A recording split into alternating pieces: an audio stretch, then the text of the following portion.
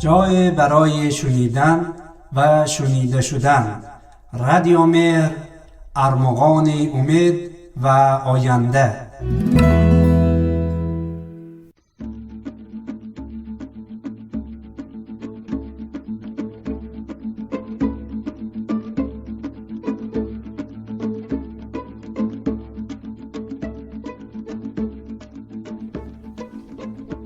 مشاهیر پارسی.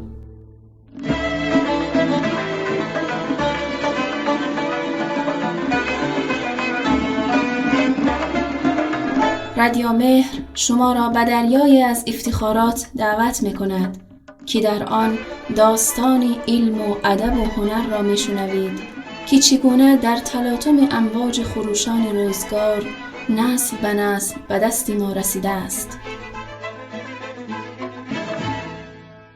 برنامه ما را می‌شنوید از رادیو مهر، ارمغان امید و آینده.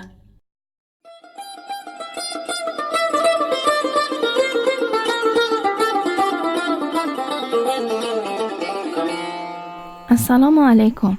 با یکی دیگر از سلسله برنامه‌های ادیبان دیار تاجیک در خدمت شما شنوندگان عزیز هستیم.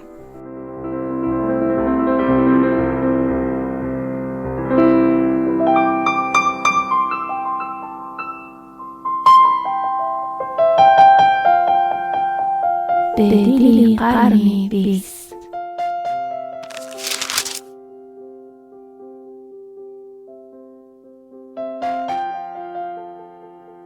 ظفرخان جوهری آخرین نماینده ادبیات کلاسیک تاجیک می باشد.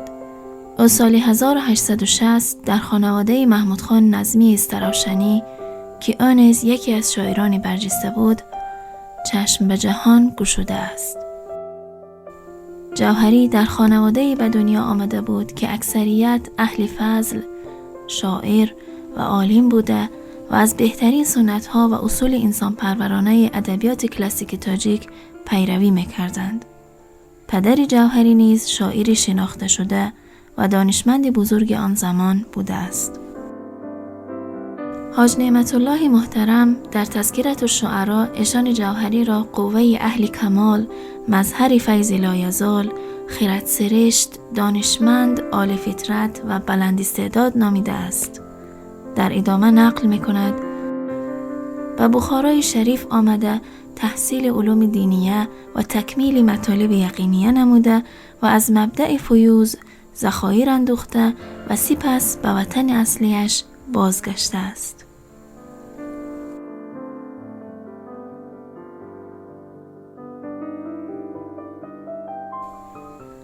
همچنین ادیبان معروف حشمت بخارایی، تمهید سمرقندی، باقی رشتانی، عبدالله خواجه تحسین بخارایی، مولانا یلداش قوقندی، فکری سمرقندی و از این جمله گروه دیگر از همان دوران آثار جوهری را بسیار ستودند.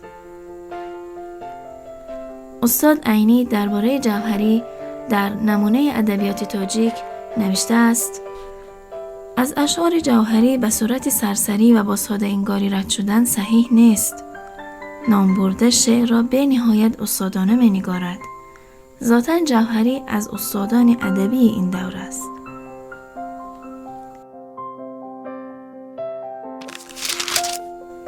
جوهری در دو دوره پیش از انقلاب اکتبر و بعد از آن شعر گفته است. در اشعار وی تا پیش از انقلاب غزل از جایگاه ویژه‌ای برخوردار است. غزل‌های جوهری اساساً در سبک بدیل نگاشته شده است و این امر به دلیل نیست، چرا که او را آخرین نماینده بدیلشناسی در آسیای مرکزی میشناسند.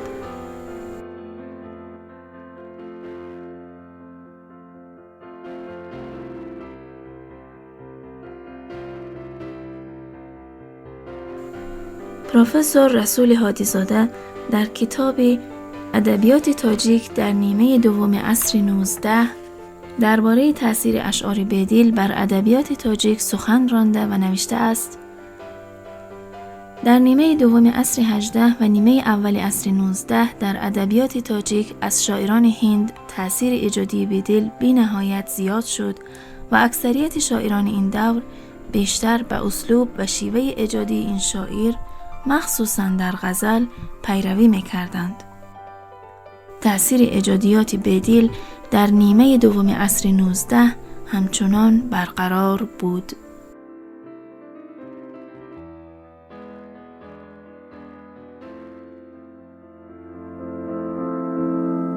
بدیل را تقلید کردن و به غزلهای او مخمس بستن جوهری از یک طرف از محبتی سرشار نسبت به شعر او سرزده باشد، از طرف دیگر نوع آزمایشی طبع و باوری حاصل کردن به قدرت شعرآفرینی خود می باشد و تمام ایجادیات جوهری شاهد آن است که او در این کار موفق شده است.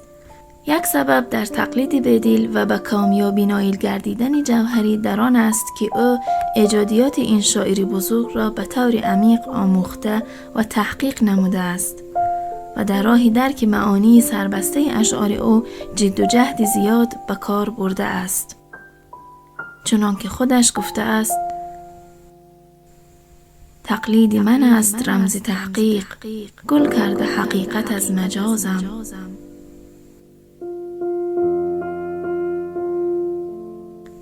جوهری بعد از انقلاب اکتبر به موضوعهای مهم روز رو آورده است. درباره تنتنه‌های حیات نو، تأسیس خواجگی دهقانی، پیشروی صنعت و مدنیت تاجیک آثار بسیار آفرید. جوهری سال 1928 به جرم مخالفت با آزادی زنان به زندان انداخته شد.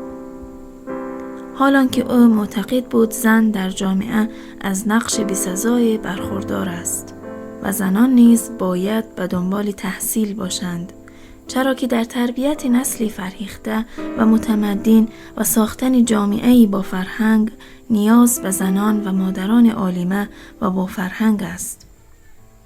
در واقع او یکی از کسانی بود که به آزادی حقیقی زن در جامعه انسانی معتقد بود و طرفدار آزادی بود که مقام زن در آن محترم شمرده شود و ارزش انسانی یک زن را به آزادی معنوی او می‌دانست. اما متاسفانه چون ملاک آزادی از نظر تک تک افراد جامعه مختلف می باشد، یک عده گمان کردند که ایشان معتقد به آزادی جنسی برای زنان می باشند و از ترغیب کنندگان کشف حجاب به شمار می آورند و برای این مدعای خود برخی از اشعار ایشان را دلیل می آورند، مانند برفکن از سر حجابی ناپسند خویش را، دور کن از ماه رویت چشم بند خویش را. این در حالی است که در میان شعرا حجاب نیز یکی از کلمات رمزی است و می تواند معانی مختلفی داشته باشد. یکی از معانی حجاب حائل و جدایی است و ممکن است شاعر نسبت به معشوق خود اظهار می دارد که موانع را بردار و این جدایی و دوری را کنار بزن.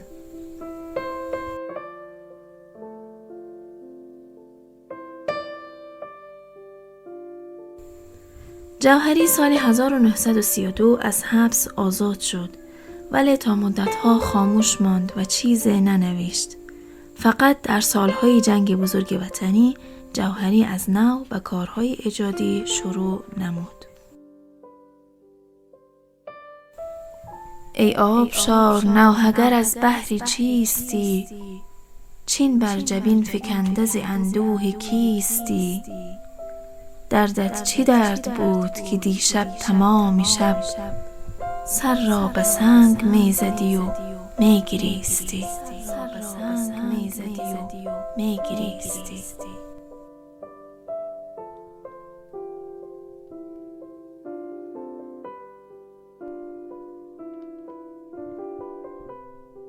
اکادمیک احرار مختار در کتاب خود باباجان غفوروف چنین نقل غفوروف را درباره ظفرخان جوهری آوردند: از سالهای دراز خاموش ایستادن شاعر آگاه گشته، جوهری را به حضور خود به دوشنبه دعوت کرده آوردم.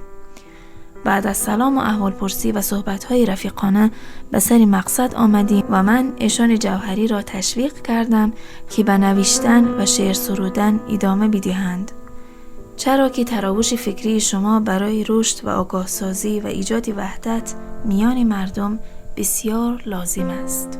شاید بعد از این صحبتی دوستانه باشد که جوهری سالهای خاموشی را با چند مجموعه شعر و داستانهایی وطن دوستانه شکست. داستانهایی ظفر، محمد جان، آفتاب خان که در همین دور ایجاد شدند. اهمیت تاریخی و انسان پرورانه داشته و سرشار از احساس محبتی به خلق و وطن می باشد. آخرین پیرو عبدالقادر بیدل از شعرای نمایان قرن 20 ظفرخان جوهری استراحشنی است. ظفرخان جوهری در سبک هندی بیشتر از راه تقلید کناره جسته و کوشیده است که تازه نویسی هایی نیز بدین شیوه شعری اضافه کند. ظفرخان جوهری روز جمعه 16 نوامبر سال 1945 از عالم چشم پوشیده است.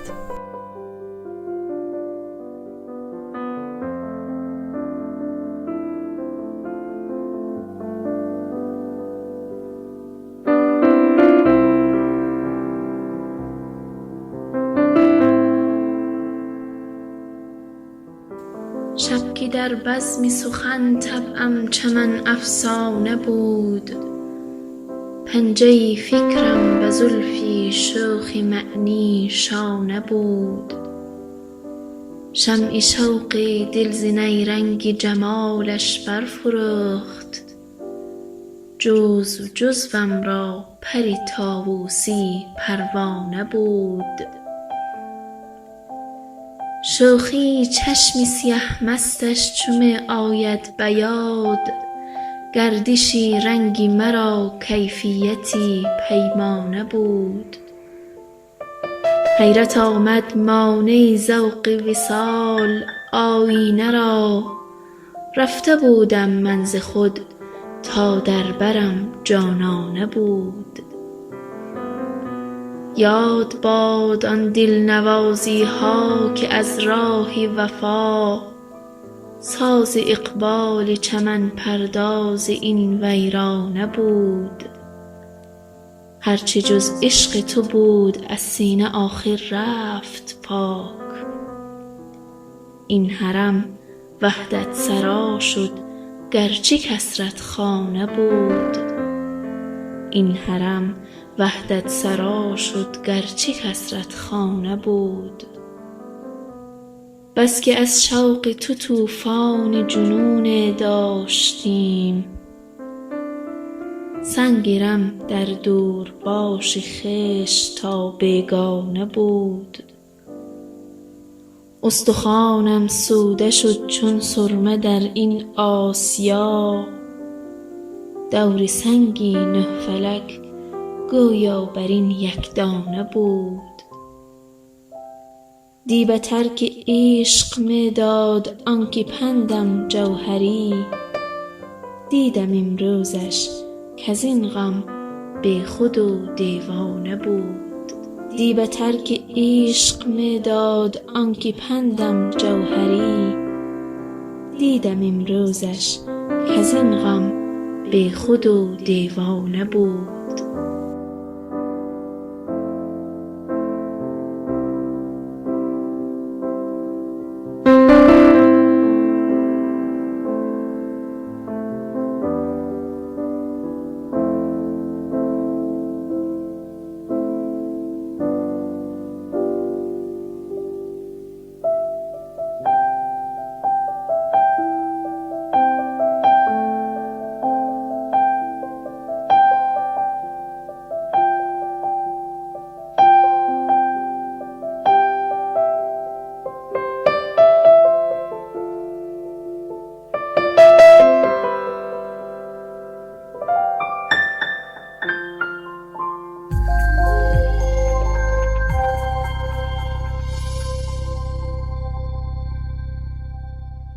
برای دریافت پادکست هایی بیشتر و برنامه های متنوعی رادیو مهر، ارمغان امید و آینده می توانید با واتساپ ما با شماره +90 531 623 0676 پیام دهید و با ما در ارتباط باشید. اینچنین در کانال یوتیوب و فیسبوک رادیو مهر آبونه شده و ما را همراهی کنید. www.radiomehr.org